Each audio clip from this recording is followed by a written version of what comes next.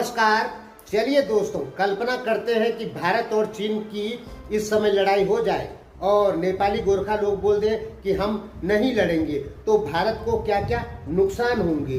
दूसरा, चीन जो है तिब्बती लोगों को मिला के, जो तिब्बत के युवा है उनको मिला के एक नई सेना खड़ी करना चाहता है, जो कि गोरखाओं से और भारत के पहाड़ों में रहने वाले लोगों से मुकाबला करने में सक्षम हो।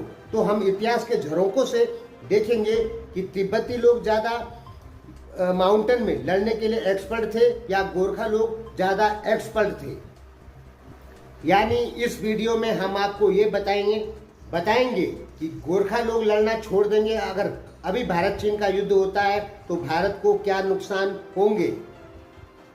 देखिए, सबसे पहले इतिहास में चलते हैं कि तिब्बती लोग ज़्यादा एक्सपर्ट हैं या गोरखा लोग ज़्यादा एक्सपर्ट हैं। तो गोरखा लोगों ने तिब्बतियों को कई बार हराया है, ठीक है। चीन ने तिब्बत की सहायता जरूर की है गोरखा और तिब्बत वार में, लेकिन यहाँ पे पलड़ा गोरखाओं का ही भारी रहा। और मैं जहाँ का रहने वाला हूँ, हमारे एक राजा होते थे पृथ्वीपति शाह, इनका एक सेनापति थे माधो सिंह भंडारी। उन्होंने भी तिब्बत को बुरी कदर युद्ध में पराजित किया था आज से 500 साल पहले। तो इतिहास में देखेंगे तो तिब्बती लोग यहाँ गढ़वालियों से, कुमाऊनियों से या गोरखाओं से हमेशा हारते आ रहे हैं। 1962 की बात छोड़ दीजिए, क्योंकि उस समय भारत की कंडीशन ऐसी थी कि 20 बंदूकें हैं तो 15 गोलियां हैं। समझ रहे होंगे ना आप उस समय कंडीशन क्या हो गई थी। जवाहरलाल नेहरू ने सारे हथियारों की जो फैक्ट्रियां अंग्रेजों ने खोली थी उनको बंद करवा के और वो टेक्सटाइल की फैक्ट्रियां वहां पर खोल दी थी। तो 1962 की बात नहीं करेंगे, क्योंकि उस समय चीन के 80,000 सैनिक थे, भारत के 12,000 थे। तो उसको छोड़ देते हैं कि उस समय में पहाड़ी सैनिक चीन से हार गए। तो उसके पीछे मजबूरियां थी कि हमारे पास में साधन नहीं थे, हथियार नहीं थे लड़ने के लिए, सेना नहीं थी लड़ने के लिए, फिर भी लड़े हैं। एक शेर बहादुर थापा थे नेपाल के, वो भी अरुणाचल में बहुत अच्छे से लड़े हैं। और हमारे यहाँ कुमाऊं में जसवंत सिंह राणा थे, वो भी बहुत अच्छे से लड़े हैं। यानी बहुत सारे चाइनीज सैनिकों को उन्होंने ढेर किया है, अच्छे से लड़े हैं। गोरखा या कुमाऊनी या गढ़वाली 1962 में ऐसा हम इसलिए कह रहे हैं क्योंकि हमारी केवल 12,000 ही सेना थी और उनकी 80,000 थी, जिसमें से हमारे भारतीय जवान 1300 शहीद हुए और 700 चाइनीज जवान शहीद हुए। तो इसको अच्छा ही कहेंगे, हमारे ज़्यादा शहीद हुए, लेकिन हमारी संख्या लड़ने वाले जो सोल्जर हैं हमारे, वो बहुत कम थे उस समय। और यदि उस समय 1962 में हमारी संख्या 40,000 50,000 हो जाती तो शायद चाइनीज सेना वहाँ टिक नहीं पाती।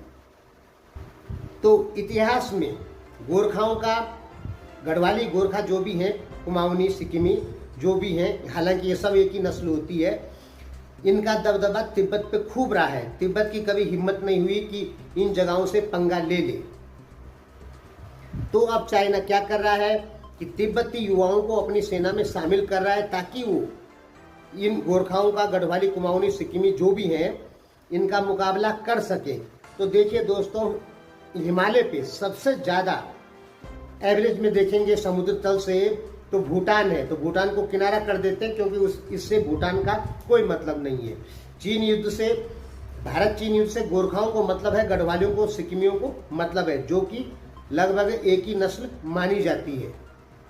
और चीन से निर्णायक भूमिका में, युद्ध की जो निर्णायक भूमिका होगी उसमें पहाड़ियों का ही सबसे ज्यादा योगदान होगा। तो समुद्र तल से नेपाल दूसरे नंबर पे है। यानी एवरेज देखेंगे कि नेपाली लोग सबसे ज्यादा ऊंचाई पर रहते हैं। एक नंबर पे भूटान है, दूसरे पर नेपाल है। 10,715 फीट एवरेज समुद्र तल से ऊंचाई है। नेपाली लोग इतनी ऊंचाई पर रहते हैं। और एक होता है ट्रेनिंग लेके, जैसे भारतीय सेना को, सभी सेनाओं को, रेजिमेंटों को ट्रेनिंग दी जाती है कि आप माउंटेन पे लड़ाई लड़ सके, वो ट्रेनिंग दी जाती है। लेकिन दोस्तों, ट्रेनिंग देना अलग बात है और उस स्थान पे पैदा होके वहाँ पे रहना अलग बात है। मैं पहाड़ी हूँ और हम यहाँ से पहाड़ों पे आराम से चढ़ जाते हैं, नीचे उतर जाते हैं, चाहे कितना भी ठंड क्यों ना हो, और चप्पलों में भी चले जाते थे, छोटे में, चाहे कितनी भी बर्फ क्यों न गिरी हो। और हमें ये सहज महसूस होता था, सरल ही लगता था। यही काम जब कोई बाहर का आदमी आता था तो वो नहीं कर पाता था, वो नहीं चढ़ पाता था। और आज भी वही कंडीशन है कि हम ज़्यादा उम्र के आदमी हैं फिर भी हम पहाड़ों पर लगातार चढ़ पाएंगे। और वही प्लेन एरिया का 20 साल का युवक भी आता है तो उसको दिक्कत होती है पहाड़ों पर चढ़ने में।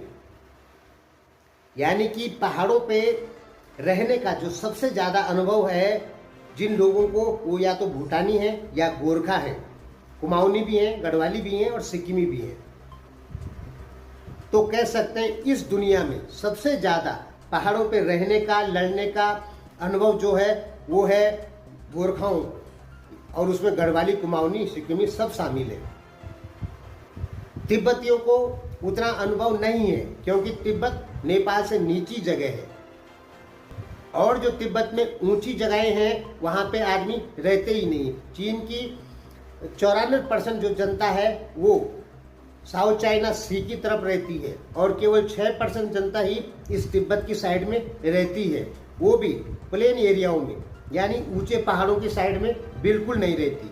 लेकिन आप गढ़वाल नेपाल में देखेंगे तो यहाँ पे आपको एकदम हाइट में, जहाँ लगातार बर्फ गिरती है या बर्फ पिघलती भी नहीं है, वहाँ पर भी लोग रहते हैं। नेपाल में आपने शेरपा लोगों को देखा होगा कि ये लोग उन जगहों पर रहते हैं जहाँ बर्फ पिघलती नहीं। सभी शेरपाओं की मैं बात नहीं कर रहा हूँ, कुछ कुछ शेरपाओं की। और शेरपा लोगों ने कई बार माउंट एवरेस्ट चढ़ गए, जिसके नाम पे सबसे बड़ा रिकॉर्ड है बार बार माउंट एवरेस्ट चढ़ने का, वो शेरपा ही है। तो कह सकते हैं कि गोरखा जो लोग हैं ये हिमालय पे ऊंचे ऊंचे स्थानों पे आराम से रह सकते हैं, लड़ सकते हैं।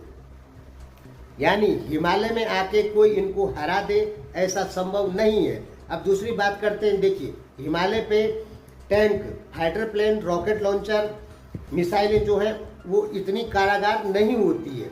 हिमालय पे जो लड़ाई होती है वो डायरेक्ट आमने सामने की होती है और कई बार हाथों से भी हो जाती है क्योंकि चारों तरफ पहाड़ है।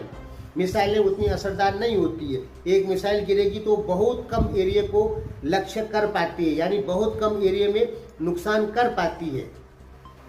नहीं तो 1999 में भारत करगिल में अग्नि मिसाइल नहीं फेंक देता, लेकिन पता है कि उसका दायरा जो है पहाड़ों में सीमित होता है। प्लेन एरिया में एक जो मिसाइल होती है वो बहुत भारी नुकसान कर देती है। पहाड़ों में मिसाइलें उतनी नुकसान नहीं करती हैं, बम मने उतने नुकसान नहीं कर पाते, यानी और फाइटर प्लेन भी उतने असरदार नहीं होते पहाड़ों में। यानी कि पहाड़ों में जो लड़ाई होती है वो आमने सामने की बंदूकों द्वारा, हाथों द्वारा लड़ाई ही अंतिम निर्णय लेती है। यानी जिसके पास लड़ने की क्षमता हाथों से ज़्यादा होगी, बंदूक से ज़्यादा होगी, वही जीतेगा। और पहाड़ों में एक नियम और है कि 1:3 में सैनिक रखने पड़ेंगे, यानी दुश्मन का यदि 1 सैनिक है तो हमें 3 रखने पड़ेंगे, तभी हम जीत पाएंगे। प्लेन एरिया में क्या होता है कि टैंकों से, रॉकेट लॉन्चर हो गए, मिसाइल हो गई, फाइटर प्लेन हो गए, ये ज़्यादा असरदार होते हैं। सैनिक के जो सैनिक होते हैं ये आसानी से आपस में टकराते नहीं हैं, केवल आमने सामने से गोलाबारी ही होती है। लेकिन पहाड़ों में टक्कर हो जाती है, हाथों से भी हो जाती है, क्योंकि दूर तक दिखाई नहीं पड़ता है और जगह जगह छोटी छोटी घाटियां होती है, इसलिए टक्कर हो ही जाती है पहाड़ों में सैनिकों की। और इसमें वही जीतता है जिसके पास पहाड़ों में खड़ा रहने की पावर हो, जिसको लड़ना आता हो, वही जीतता है। देखिए भारत और चीन में जो युद्ध होगा वो बड़े स्तर का नहीं होगा, अगर हुआ भी भविष्य में तो ये केवल सीमा पर ही झड़प होगी। इसमें बड़े हथियारों का इस्तेमाल ना के बराबर होगा, यानी नहीं करेगा कोई भी नहीं, न चीन न भारत, क्योंकि बड़े हथियारों का इस्तेमाल करना दोनों देशों के लिए बहुत ज़्यादा नुकसानदायक हो जाएगा। इसलिए ये जो लड़ाई होगी ये टक्कर होगी सीमा पे, भूमि को खाली करवाने की, यानी अपनी भूमि से दूसरे देश के सैनिकों को हटा देने की। ठीक है, तो इसमें जिसके पास लड़ने की ताकत ज़्यादा होगी वही जीतेगा। और दोस्तों आप जानते हैं कि जो हमारे पहाड़ी खसिया है या गोरखा है, जो भी हैं, इनके पास कुछ पावर ज़्यादा ही होती है पहाड़ों में लड़ने की। आप सीधा समझें कि गोरखा है या पहाड़ी जो भारत के हैं, ये लोग पहाड़ों पे लंबी रेस के घोड़े हैं, लगातार चलने वाले घोड़े हैं।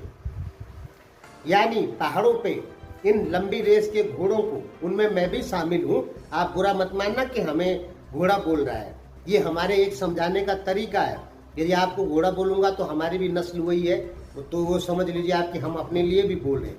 तो इन लंबी रेस के घोड़ों को पीछे करना अन्य किसी देश के घोड़ों के बस की बात बिल्कुल नहीं है। यानी गोरखाओं को या गढ़वालियों को, कुमाऊनियों को पहाड़ में हराना इतना सरल नहीं है किसी देश की सेना के लिए। अमेरिका ऐसे ही दावा नहीं करता है कि भारत की सेना को पहाड़ में हराना संभव नहीं है, इतना आसान नहीं है, ऐसे ही दावा नहीं करता है, क्योंकि उसने देखा है कि भारत की सेना में पहाड़ों में रहने वाले लोग भी बहुत ज़्यादा शामिल हैं। तो अगर अचानक से गोरखा लोग बोल दें कि हम नहीं लड़ेंगे, तो ये 39 बटालियन है हमारे पास गोरखाओं की, ठीक है, एक बटालियन में 800 से लेकर 1200 तक आदमी होते हैं, और हम 50,000 मान के चलते हैं कि 50,000 सोल्जर तो गोरखा हैं ही हैं, जो कि नेपाली हैं, ठीक है। अगर ये मना कर देते हैं तो कितना बड़ा झटका लगेगा, बहुत बड़ा झटका लग जाएगा हमारी सेना को, क्योंकि हिमालय पे युद्ध जीतने का एक ही तरीका है, 1:3 में सैनिक रखना, क्योंकि वहाँ पर आज भी फाइटर प्लेन मिसाइलें उतनी ज़्यादा कारागार सिद्ध नहीं होती है, तो 1:3 में सैनिक रखना। इसलिए भारत चाहता है कि चीन का 1 सैनिक हो और हमारे 3 सैनिक हो। उसमें यदि 50,000 गोरखा बोल देंगे कि हम नहीं लड़ेंगे, तो हमारे लिए तो बहुत बड़ा झटका लग जाएगा भारतीय सेना को, क्योंकि पहाड़ों पर लड़ने वाले जो सबसे एक्सपर्ट योद्धा हमारे पास में है, जब वही मना कर देंगे तो झटका तो कहीं ना कहीं जरूर लगेगा।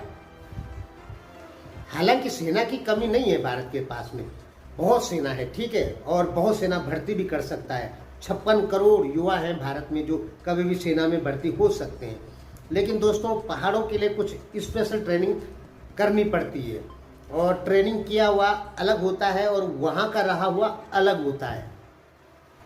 तो गोरखा जो लोग हैं वो वहीं के रहने वाले हैं, इसलिए यदि 50,000 गोरखा मना कर देते हैं कि हम नहीं लड़ेंगे, तो ये भारतीय सेना के लिए एक बहुत बड़ा झटका होगा।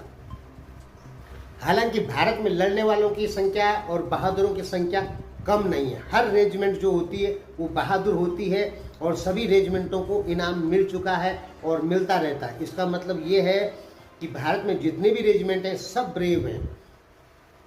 लेकिन पहाड़ों पर लड़ने के लिए कहीं ना कहीं फर्क जरूर पड़ता है कि आदमी का जन्म, सैनिक का जन्म प्लेन एरिया में हुआ कि पहाड़ में हुआ, इससे कहीं ना कहीं कुछ ना कुछ फर्क जरूर पड़ता है। तो दोस्तों, गोरखा यदि मना कर देते हैं कि हम नहीं लड़ेंगे, तो कहीं ना कहीं हमारी सेना को बहुत बड़ा झटका लगेगा।